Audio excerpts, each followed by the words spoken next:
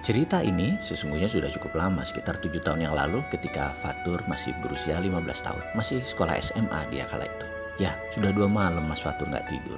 Ini malam ketiga. Ini adalah suara lirih dari anak saya nomor 2, Fatur. Dia memang selalu menyebut dirinya dengan panggilan kakak di depan namanya, Mas, kepada dirinya sendiri. Waktu menunjukkan pukul 11 malam waktu itu. Sebagaimana kebiasaan saya, kalau malam sebelum tidur saya selalu menyempatkan melihat anak-anak di kamar mereka. Kenapa emangnya Mas? Saya bertanya. Gak tahu ya, badan gak capek, padahal udah olahraga seharian. Kemarin renang, pulang sekolah sampai maghrib, terus hari ini futsal. Capek belajar, capek olahraga, tapi kok gak bisa tidur. Jam 2 malam lebih kemarin baru tidur. Mas Fatur ada mikir apa? Gak tahu ya, kayak orang bingung gitu, kayak orang gak tahu mau ngapain, katanya sambil duduk di pembaringan tidurnya. Saya menyalakan lampu kamarnya dan duduk di sampingnya sambil mencari ide apa kira-kira yang harus saya sarankan atau apa yang harus saya lakukan. Mendadak saya terbersit keingat sesuatu. Saya punya janji memberikan buku kepada seorang kakak asuh di panti yatim Marhamah di bilangan Cipinang.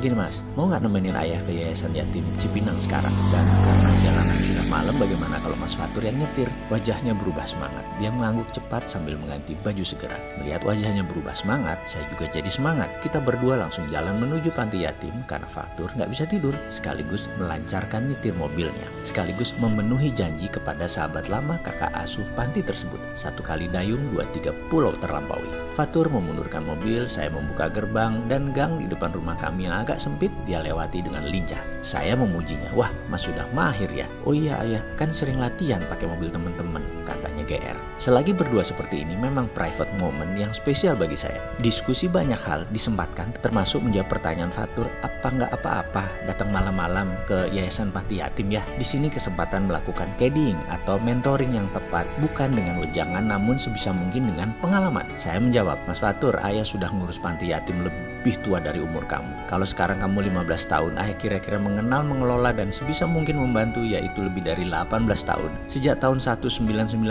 ayah ini pertama kali terlibat membangun rumah yatim Indonesia hingga sekarang. Jadi sudah hafal dengan dunia panti. Di panti yatim di Cipinang ini kalau datang jam 1 pasti ada yang bangun. Entah mereka mau sholat malam atau lagi ngaji, apapun itu, mereka adalah kehidupannya di sana. Ada sekitar 150-an anak di sana. Tempatnya sih overcrowded, sudah kelebihan kapasitas. Jadi sering ada yang nggak kebagian tempat tidur. Nanti Mas lihat aja. Benar dugaan saya. Begitu kami tiba di sana, ada anak yang belum tidur. Lalu saya tanya pada seorang anak yang menyapa kami di halaman depan. Nah, Pak Ustadz ada? Ada Pak, tapi sudah tidur. Adiknya ada, barusan lewat sini. Pak Amin, saya mencoba memastikan. Iya Pak, dijawab anak tersebut. Wah kebetulan, tolong panggil ya. Saya tunggu di ruang tamu. Saya menengok Fatur dan saya memperhatikan dia berjalan ke arah belakang. Ini adalah kedatangan pertama dia ke sini. Tak lama, saya pun sibuk berdialog dengan sahabat lama yang tinggal di Surabaya yang kebetulan sedang mengunjungi kakaknya di Jakarta. Tak terasa waktu menunjukkan pukul 1 malam. Saya mengantuk sekali, saya pun mohon diri. Fatur dengan cepat berjalan, pamit cium tangan Pak Amin, lalu dengan tertunduk dia memberikan kunci kepada saya. Ayah aja yang nyetir ya, katanya lirih. Saya melirik dengan sudut mata dan raut wajahnya agak lusuh, entah mengapa. Namun saya pura-pura tidak tahu. Mobil bergerak, dia merubuhkan posisi sandaran tempat duduk dan merebahkan dirinya tidur dengan posisi membelakangi saya. Tidur sedikit melingkar. Saya bertanya dalam hati, kenapa ini anak? Malam sepi, hening, jalan mobil melaju cepat. Saya memperhatikan gerakan Fatur sesekali dan mengerti dia sedang menangis atau menahan tangis. Saya jadi penasaran. Saya pun bertanya, kenapa Mas? Tidak dijawab olehnya. Dia diam saja. Tak lama kemudian suara parau dia berkata, gak apa-apa ayah, hanya sedih aja. Saya pun tidak meneruskan bertanya. Saya biarkan dia menikmati posisinya, menikmati perasaannya hingga sampai rumah. Dia membuka gerbang dan terus menuju kamarnya. Selesai, saya siap-siap hendak tidur. Saya naik ke kamarnya dan mendapatkan sudah lelap tertidur. Memang biasanya sehabis menangis, tidur memang menjadi cepat dan membuat penasaran adalah mengapa dia menangis. Otoritas orang tua yang kurius pengen tahu, saya tahan sebentar, saya bersabar. Toh kalau ada waktu dia merasa ingin bicara, dia akan bicara juga. Singkat cerita, waktu berjalan cepat. Keesokan harinya, jam 8 malam saya sehabis olahraga jogging di treadmill, saya tidak melihat Fatur sehingga bertanya pada orang rumah, kemana sih Mas? Sudah tidur ya? Kecapean dia, ngantuk, pulang jam 7 malam tadi, makan, mandi, langsung tidur.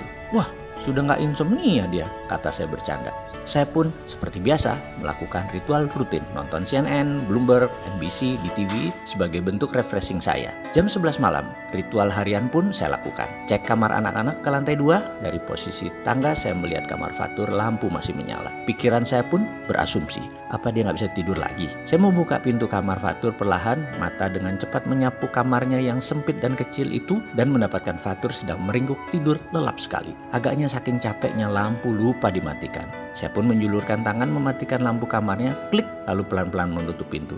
Belum pintu tertutup sempurna terdengar suara lirih Fatur. Ayah, iya nak, saya menjawab sambil membuka kembali pintu kamarnya dan menyembulkan kepala saya ke dalam. Sambil tiduran Fatur berkata, ya terima kasih ya, kemarin dibawa ke yayasan. Mas kemarin waktu ayah ngobrol, mas ke belakang.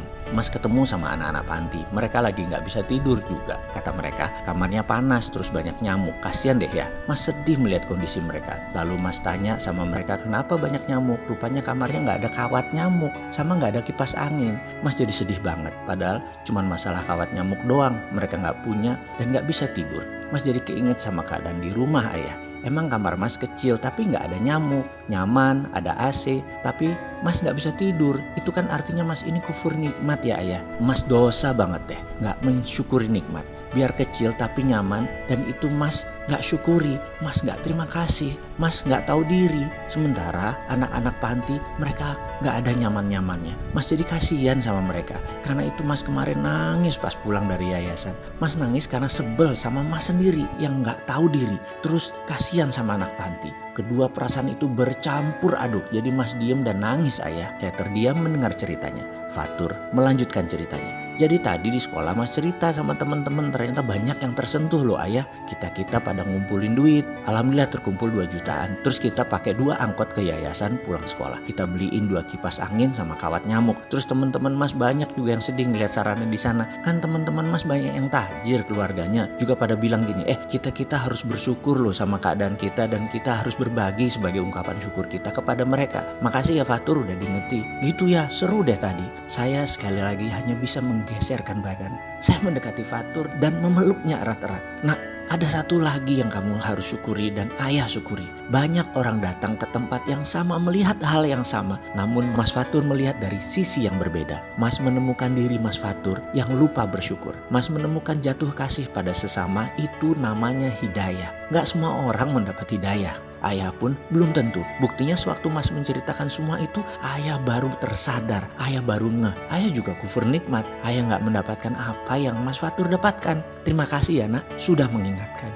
Ayahmu yang seumur ini ternyata masih harus mawas diri. Kali ini ayah belajar dari Mas Fatur. Sekali lagi makasih ya nak. Saya peluk lama sekali Mas Fatur sambil berlinang air mata. Begitu juga Fatur. Dalam hati saya berkata, saya harus menuntaskan belajar ilmu kehidupan dari siapapun, termasuk dari remaja hijau ini. Sehingga pelajaran di awal bisa dilanjutkan dengan syair. Berguru kepalang ajar, bagai bunga kembang tak jadi. Jangan berhenti mengaca diri. Saya janji terus mawas diri, terus berguru, terus belajar agar bunga berkembang pantas.